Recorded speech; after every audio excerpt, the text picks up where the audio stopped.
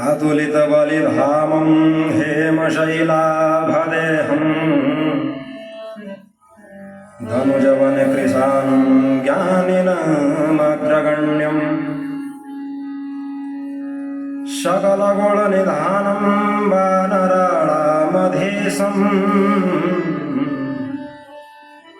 रघुपतिप्रियभक्तं वातजातं नमामि।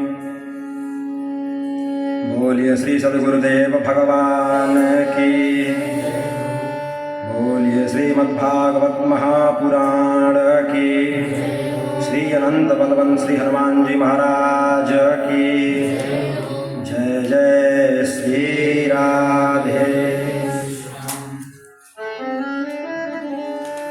अकारण करुणा बरवाले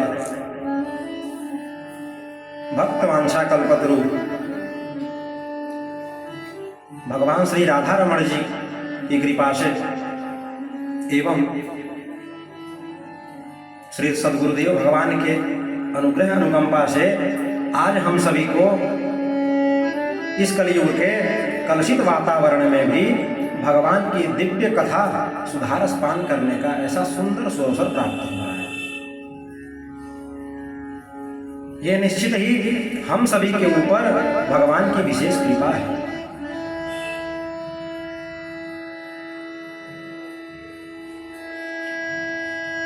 आइए आज की कथा में हम प्रवेश करते हैं।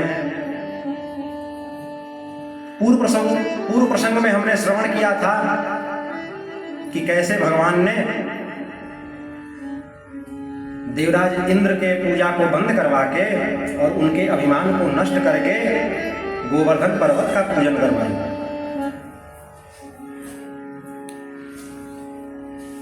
और आज इंद्र अपने स्तुति में एक बड़ी ही अच्छी बात कहते हैं, विशुद्ध सत्वं तव धाम शांतम तपोमयं भास्तरजस्तमस्कं मायामयोऽयं गुणसंप्रवाहो न विद्यते ते गृहणावधम्। इंद्र अपनी स्तुति में कहते हैं कि प्रभु आप कौन हैं? तो विशुद्ध सत्वम तव धाम शांतम,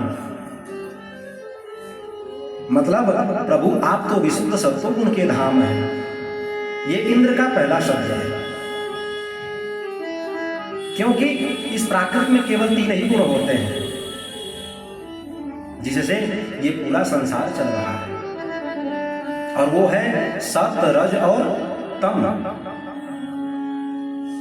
और इनमें से जिस किसी भी गुण की हमारे भीतर अधिकतर रहती है, फिर हम वैसा ही आचरण करते हैं। जैसे जो तमोगुणी वाला व्यक्ति होगा उसके अंदर क्रोध बहुत होगा, मतलब उसे बात बात में क्रोध आएगी। और जो रजोगुणी वाला व्यक्ति होगा तो उसके अंदर भी ये सब दिखाई पड़ता है। जैसे एक बात भृगु ऋषि तीनों देवताओं की परीक्षा लेने के लिए पहुंच गए कि तीनों देवताओं में कौन बड़ा है। तो सबसे पहले भृगु ऋषि ने ब्रह्मा जी के पास पहुंचकर और उन्होंने ब्रह्मा जी को प्रणाम नहीं किया। यह सब देख के ब्रह्मा जी को भी क्रोध आ गया कि इसने मुझे प्रणाम तक नहीं किया। उसके बाद भृगु ऋषि भगवान शंकर के पास जाकर और उन्होंने शंकर जी को भी प्रणाम नहीं किया, जिससे भगवान शंकर जी भी क्रोध हो गए। उसके बाद भृगु ऋषि सीधा भगवान नारायण के पास पहुंचकर और उनके वक्षस्थल पर बड़ी जोरों से अपने चरणों की प्रहार की। मतलब भगवान नारायण लेटे हुए थे और भृगु ऋषि ने उनके वक्षस्थल पर बड़ी जोरों से लात मारी। पर यह सब होने के बाद भी भगवान को क्रोध नहीं आया, बल्कि तुरंत भगवान ने भृगु ऋषि के चरण पकड़ लिए। महाराज, मेरा वक्षस्थल तो बड़ा कठोर है, कहीं आपके चरणों में चोट तो नहीं आई? तो मान पाए ब्रह्मा घटे और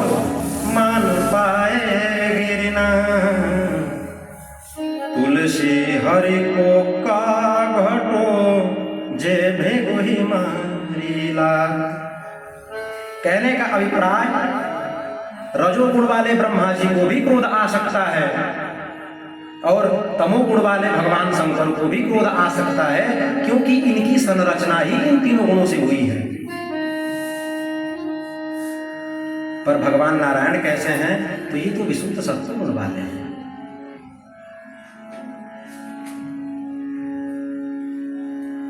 इसीलिए देवराज इंद्र अपनी स्तुति में कहते हैं कि प्रभु आप कौन हैं? तो विशुद्ध सत्वम तव धाम शांतम।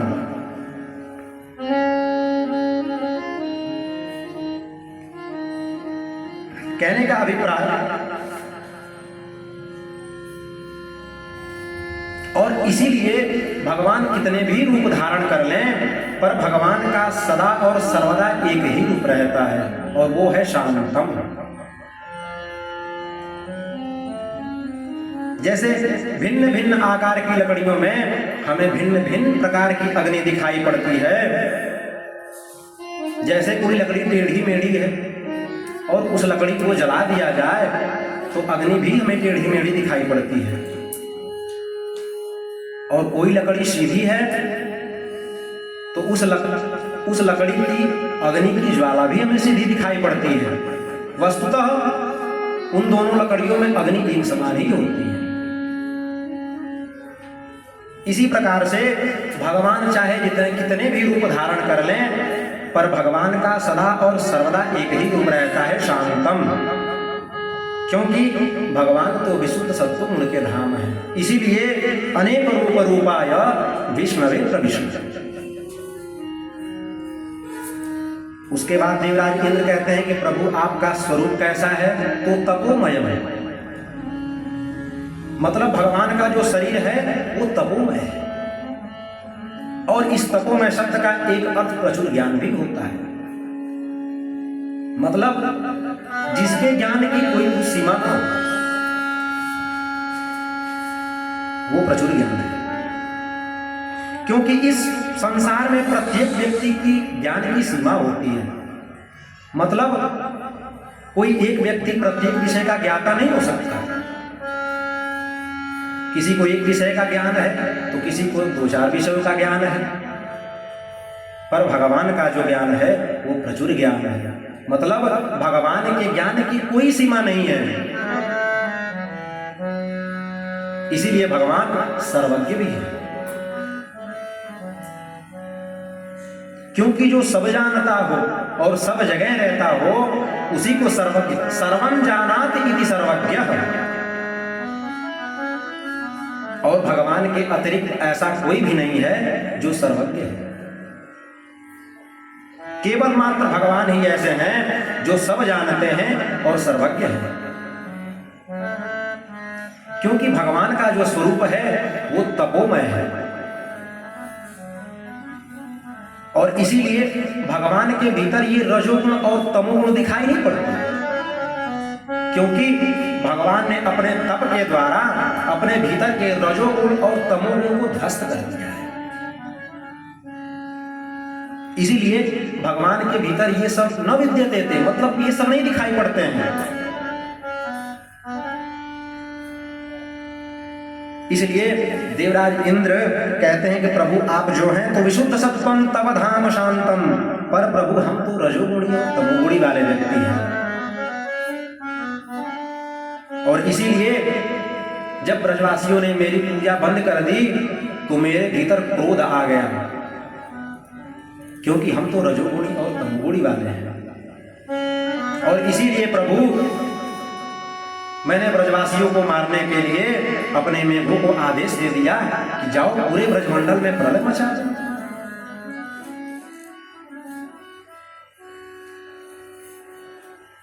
लेकिन ये सब होने के बाद भी प्रभु आपको क्रोध नहीं आया, क्योंकि आप तो विशुद्ध सत्व गुण के धाम हैं। और उसके बाद देवराज इंद्र अपनी स्तुति में एक बड़ी ही अच्छी बात कहते हैं, कुतो नु तद्दे तवै सतत्कृता लोभादयो ये बुधलिंग भावा तथापि दंडं भगवन् विभक्ते धर्मस्य भुक्त्यै खलनिग्रहाय। मतलब अविद्या अज्ञान के कारण ये जो हमारे भीतर मोह लोभ काम रूपी विकार उत्पन्न होता है, ये अविद्या और अज्ञान के ही लक्षण है। जो हम जैसे अज्ञानियों के भीतर दिखाई पड़ते हैं। पर ये काम क्रोध लोभ आदि विकार भगवान को हो भी नहीं सकते, क्योंकि भगवान का संबंध तो अविद्या से है ही नहीं।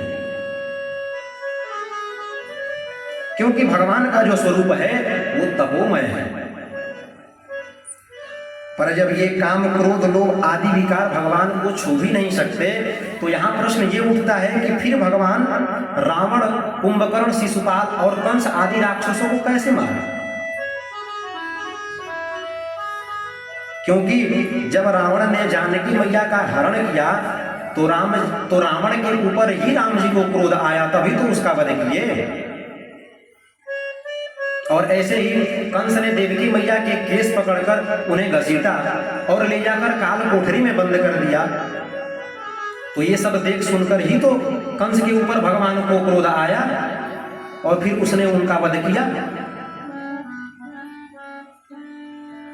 पर ऐसा बात नहीं है।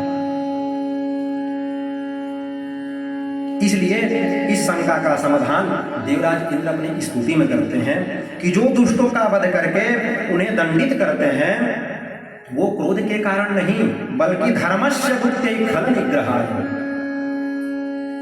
मतलब जब भगवान बड़े बड़े दुष्टों का संहार करते हैं और उन्हें दंडित करते हैं, तो वो क्रोध के कारण नहीं, बल्कि धर्म की स्थापना के लिए करते हैं। और अधर्म के लिए ही तो बड़े बड़े राक्षसों को वध करते हैं, ताकि धर्म की स्थापना हो सके। तो भगवान क्रोध के कारण दुष्टों का संहार नहीं करते हैं, बल्कि धर्मस्य भुक्त्यै खल निग्रहाय। उसके बाद इंद्र कहते हैं, प्रभु आपने मुझे दंडित करके मुझ पर कृपा ही की, क्योंकि मैं अभिमानों से भर के अभिमानी हो गया था और कहीं ना कहीं मैं अपने आप को भगवान मान बैठा था कि मैं ही भगवान हूं। पर प्रभु आपने हमें दंडित करके हमारे ऊपर उपकार ही किया है, क्योंकि पिता गुरुस्तम जगतामधीशो दुरत्ययः कालोपात्तदण्डः हिताय स्वेच्छातनुभिः समीहसे मानं विभुन्मन् जगदीशमानिनाम्। क्योंकि इस संसार में हमारे माता पिता और हमारे गुरु को ये पूरा अधिकार है कि हमारे गलती पे वो हमें दंडित कर सकते हैं और करते भी हैं।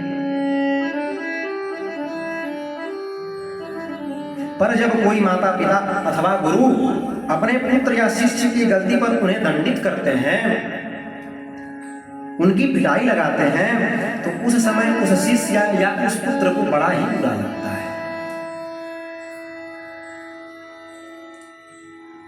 और वो सबसे बाहर जाके यही कहता है कि मेरे माता पिता और मेरे गुरुजी बहुत ही बुरे हैं।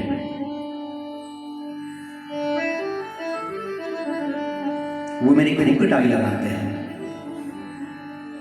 पर क्यों पिटाई लगाते हैं, ये उस समय उस बालक को अथवा उस शिष्य को समझ में नहीं आता। वो तो सबसे बस यही कहता है कि मेरे माता पिता और गुरुजी बहुत खराब है।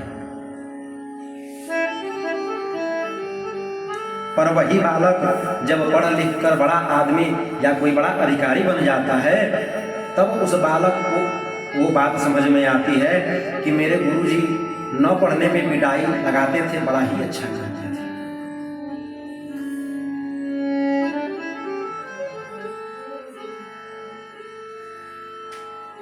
और मेरे माता पिता और मेरे गुरुजी का मेरे ऊपर बड़ा ही कृपा है। तो उस समय माता पिता और गुरुजी की डांट भी और पिटाई भी हमें सुखद लगने लगती है, हमें प्रतिकूल लगने लगता है।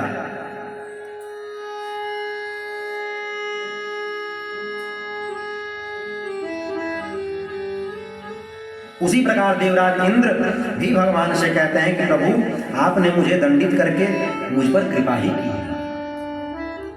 क्योंकि ब्रजवासियों की सेवा पूजा को पाकर मैं अभिमानों से भर के अभिमानी हो गया था, और कहीं ना कहीं प्रभु मैं अपने आप को इस जगत का जगदीश्वर मान बैठा था कि मैं इस जगत का ईश्वर हूं।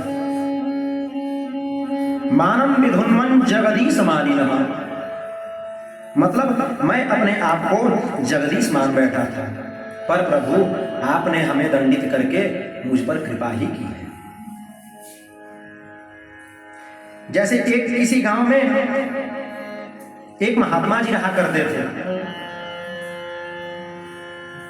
पर कुछ दिनों के बाद अचानक वो महात्मा जी अपने नाम के आगे जगत गुरु लिखना शुरू कर देते हैं कि मैं जगत गुरु हूं। उनकी गाड़ी के नेम प्लेट में आगे नाम के आगे जगत गुरु, आश्रम में नाम के आगे जगत गुरु। पर जब लोगों ने यह देखा और सुना तो उनको बड़ा अटपटा लगा कि ये कब जगत गुरु बन गए। तो लोगों ने धीरे धीरे इसके बारे में पूछताछ करना चालू कर दिया।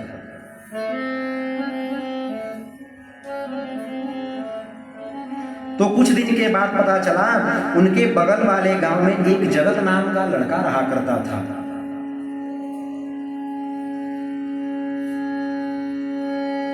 और उस महात्मा ने उस लड़के को बहला फुसलाकर अपना चेला बना लिया था, क्योंकि उस महात्मा के और कोई तो चेले थे नहीं। तो महात्मा ने उस लड़के को ही बहला फुसलाकर अपना चेला बना लिया, और तभी से वो महात्मा अपने नाम के आगे जगत गुरु लिखना शुरू कर देते हैं कि मैं जगत गुरु हूं। क्योंकि जगत उनके चेले का नाम था, तो जगत के नाम के लड़के का गुरु होने के नाते वो महात्मा अपने नाम के आगे जगत गुरु लिखना शुरू कर देते हैं। तो आज देवराज इंद्र भी भगवान से कहते हैं कि प्रभु ब्रजवासियों की सेवा पूजा को पाकर मैं अभिमान से भर के अपने आप को ही भगवान मान बैठा था, पर प्रभु आपने मुझे दंडित करके मेरे अभिमान को नष्ट करके मेरे ऊपर उपकार ही किया। इसी प्रकार से देवराज इंद्र भगवान की खूब स्तुति करते हैं। उसके बाद अपने स्वर्ग वापस आते हैं। पर इस घटना से ब्रजवासियों के मन में ये पक्का विश्वास हो गया कि मेरो कन्हैया कोई साधारण बालक नहीं है, ये निश्चित ही भगवान है।